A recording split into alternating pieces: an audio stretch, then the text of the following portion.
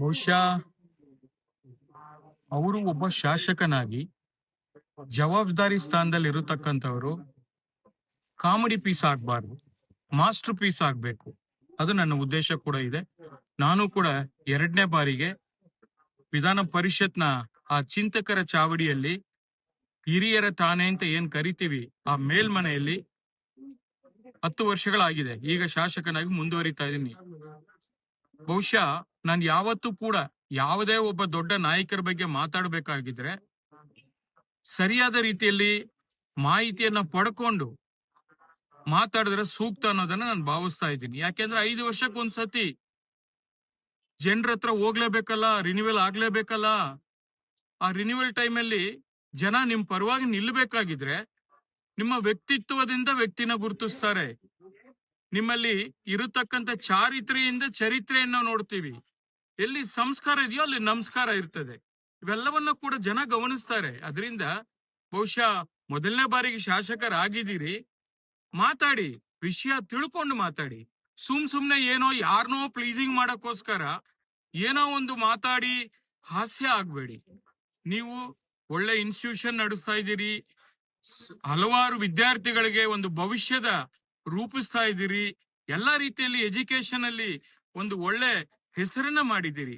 ಇಂಥವರು ಇವತ್ತು ಶಾಸಕರಾದ ಮೇಲೆ ನಿಮ್ಮ ಜವಾಬ್ದಾರಿ ಇನ್ನೂ ಹೆಚ್ಚಾಗುತ್ತೆ. ಹಾಗಂತೇಳಿ ಈ ಒಂದು ಕುಮಾರಣ್ಣನ ಬಗ್ಗೆ ಮಾತಾಡಿದಾಗ ಸ್ವಲ್ಪ ನಾಲಿಗೆ ಬಿಗಿ ಹಿಡಿದು ಮಾತಾಡ್ಬೇಕಾಗ್ತದೆ. ಈ ತರ ಇಲ್ಲ ಸಲ್ಲದ ಆರೋಪ ಮಾಡೋದು, ಎಲ್ಲೋ ಒಂದ್ ಕಡೆ ಮುಜುಗರಕ್ಕೆ ಒಳಗಾಗೋದು, ಬೇರೆ ಬೇರೆಯವರನ್ನ ಏನೋ ತೃಪ್ತಿ ಪಡ್ಲಿಕ್ಕೋಸ್ಕರ ಏನೋ ಒಂದು ಹೇಳಿಕೆ ಕೊಡೋದು, ಯಾವುದು ಕೂಡ ಸೂಕ್ತ ಅಲ್ಲ ಅನ್ನೋದನ್ನ ಈ ಸಂದರ್ಭದಲ್ಲಿ ನನ್ನ ಸ್ನೇಹಿತನೇ ಪ್ರದೀಪ್ ಈಶ್ವರ್, ನನ್ನ ಸ್ನೇಹಿತನೇ, ಪಾರ್ಟಿ ಬೇರೆ ಇರ್ಬೋದು, ಆದ್ರೆ ಈ ತರ ಹೇಳೋದು ಅವರಿಂದ ನಾನು ಬಯಸಿರ್ಲಿಲ್ಲ. ಭೂತದ ಬಾಯಲ್ಲಿ ಭಗವದ್ಗೀತೆ ಕೇಳಲಿಕ್ಕೆ ಸಾಧ್ಯ ಅನ್ನೋದನ್ನ ಜನ ಇವತ್ತು ಮಾತಾಡ್ತಾ ಇದ್ದಾರೆ. ಅದರಿಂದ ಎಚ್ಚರಿಕೆ. ಬಹುಶಃ ಅವರು ಒಬ್ಬ ಶಾಸಕನಾಗಿ ಜವಾಬ್ದಾರಿ ಸ್ಥಾನದಲ್ಲಿ ಇರತಕ್ಕಂಥವರು ಕಾಮಿಡಿ ಪೀಸ್ ಆಗಬಾರ್ದು, ಮಾಸ್ಟರ್ ಪೀಸ್ ಆಗಬೇಕು. ಅದು ನನ್ನ ಉದ್ದೇಶ ಕೂಡ ಇದೆ.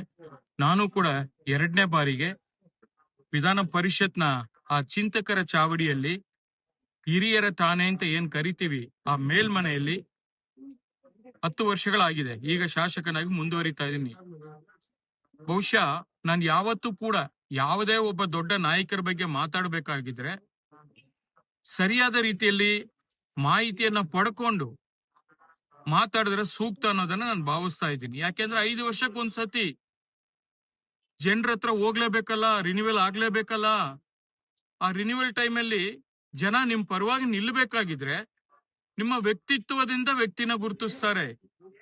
ನಿಮ್ಮಲ್ಲಿ ಇರತಕ್ಕಂತ ಚಾರಿತ್ರೆಯಿಂದ ಚರಿತ್ರೆಯನ್ನ ನೋಡ್ತೀವಿ. ಎಲ್ಲಿ ಸಂಸ್ಕಾರ ಇದೆಯೋ ಅಲ್ಲಿ ನಮಸ್ಕಾರ ಇರ್ತದೆ. ಇವೆಲ್ಲವನ್ನ ಕೂಡ ಜನ ಗಮನಿಸ್ತಾರೆ. ಅದರಿಂದ ಬಹುಶಃ 1ನೇ ಬಾರಿಗೆ ಶಾಸಕರಾಗಿದ್ದೀರಿ, ಮಾತಾಡಿ, ವಿಷಯ ತಿಳ್ಕೊಂಡು ಮಾತಾಡಿ. ಸುಮ್ನೆ ಏನೋ ಯಾರನೋ ಪ್ಲೀಸಿಂಗ್ ಮಾಡಕ್ಕೋಸ್ಕರ ಏನೋ ಒಂದು ಮಾತಾಡಿ ಹಾಸ್ಯ ಆಗ್ಬೇಡಿ. ನೀವು ಒಳ್ಳೆ ಇನ್ಸ್ಟಿಟ್ಯೂಷನ್ ನಡೆಸ್ತಾ ಇದ್ದೀರಿ, ಹಲವಾರು ವಿದ್ಯಾರ್ಥಿಗಳಿಗೆ ಒಂದು ಭವಿಷ್ಯದ ರೂಪಿಸ್ತಾ ಇದ್ದೀರಿ, ಎಲ್ಲಾ ರೀತಿಯಲ್ಲಿ ಎಜುಕೇಶನ್ ಅಲ್ಲಿ ಒಂದು ಒಳ್ಳೆ ಹೆಸರನ್ನ ಮಾಡಿದ್ದೀರಿ. ಇಂಥವರು ಇವತ್ತು ಶಾಸಕರಾದ ಮೇಲೆ ನಿಮ್ಮ ಜವಾಬ್ದಾರಿ ಇನ್ನೂ ಹೆಚ್ಚಾಗುತ್ತೆ. ಹಾಗಂತೇಳಿ ಈ ಒಂದು ಕುಮಾರಣ್ಣನ ಬಗ್ಗೆ ಮಾತಾಡಿದಾಗ ಸ್ವಲ್ಪ ನಾಲಿಗೆ ಬಿಗಿ ಹಿಡಿದು ಮಾತಾಡ್ಬೇಕಾಗ್ತದೆ. ಈ ತರ ಇಲ್ಲ ಸಲ್ಲದ ಆರೋಪ ಮಾಡೋದು, ಎಲ್ಲೋ ಒಂದ್ ಕಡೆ ಮುಜುಗರಕ್ಕೆ ಒಳಗಾಗೋದು, ಬೇರೆ ಬೇರೆಯವರನ್ನ ಏನೋ ತೃಪ್ತಿ ಪಡ್ಲಿಕ್ಕೋಸ್ಕರ ಏನೋ ಒಂದು ಹೇಳಿಕೆ ಕೊಡೋದು, ಯಾವುದು ಕೂಡ ಸೂಕ್ತ ಅಲ್ಲ ಅನ್ನೋದನ್ನ ಈ ಸಂದರ್ಭದಲ್ಲಿ ನನ್ನ ಸ್ನೇಹಿತನೇ ಪ್ರದೀಪ್ ಈಶ್ವರ್, ನನ್ನ ಸ್ನೇಹಿತನೇ, ಪಾರ್ಟಿ ಬೇರೆ ಇರ್ಬೋದು, ಆದ್ರೆ ಈ ತರ ಹೇಳೋದು ಅವರಿಂದ ನಾನು ಬಯಸಿರ್ಲಿಲ್ಲ. ಭೂತದ ಬಾಯಲ್ಲಿ ಭಗವದ್ಗೀತೆ ಕೇಳಲಿಕ್ಕೆ ಸಾಧ್ಯ ಅನ್ನೋದನ್ನ ಜನ ಇವತ್ತು ಮಾತಾಡ್ತಾ ಇದ್ದಾರೆ. ಅದರಿಂದ ಎಚ್ಚರಿಕೆಯಿಂದ ಮಾತಾಡೋದು ಸೂಕ್ತ ಅನ್ನೋದನ್ನ ಈ ಸಂದರ್ಭದಲ್ಲಿ ನನ್ನ ಸ್ನೇಹಿತ ಪ್ರದೀಪ್ ಈಶ್ವರ್ಗೆ ನಾನು ಹೇಳಲಿಕ್ಕೆ ಬಯಸ್ತಾ